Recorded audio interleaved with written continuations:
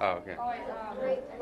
Good morning, everybody. I'm Holly Morris, and I know you know our dynamic sports team, Dave Feldman, Dave Benz, Dave Ross, but they're not going to be able to cover sports forever for Channel 5, right? We need some new sportscasters in the farm leagues working their way up, and I think I found them this morning as we are live at the College of Notre Dame in Baltimore, where sportscasting camp is going on. It's a week cultivating the talents of young sportscasters everywhere, and it's the brainchild of Jeremy Treatman, who is the founder and camp director. Good morning. Good to see you. Hi, how are you? And in pure news, fashion, sports has just been cut.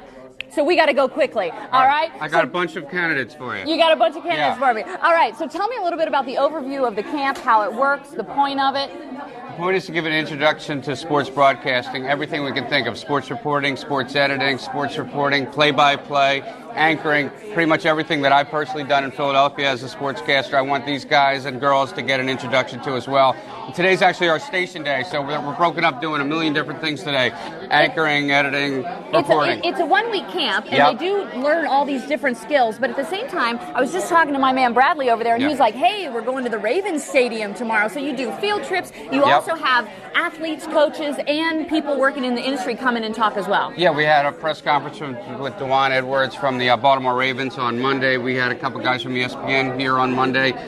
We had our field trip to the beautiful new stadium where the Washington Nationals play in Washington, D.C. yesterday. They all did stand-ups there and reporting. And we're going to do this. We're going to do the same thing Friday with the Baltimore Ravens at MT&T Stadium. Okay, our time is fleeting, so I want to check in. The first station here is the Sports Talk updates. Anybody ready to give me their sport? You're ready to give me your Sports Talk update? All right, give me your best shot.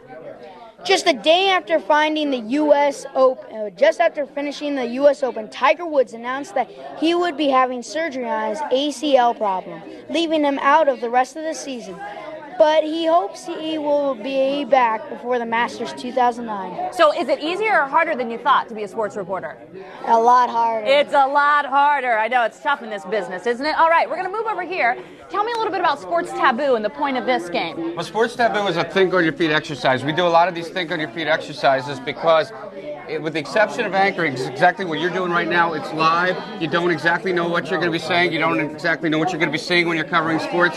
So these guys right now are trying to give clues. It's reverse password. If you remember the password game in the 70s where you say one word and try to get somebody to say the clue, they're actually doing the opposite. There's 5 words they're not allowed to say, and we made a sports version of the game Taboo. I wish you guys could hear them. They're really knowledgeable about their sports. They're impressive, but I want to make sure I get in PTI over here because Tony Kornheiser and Michael Wilbon are only going to be able to do that show for so long, and this really is the future. So let's take a listen here. All right.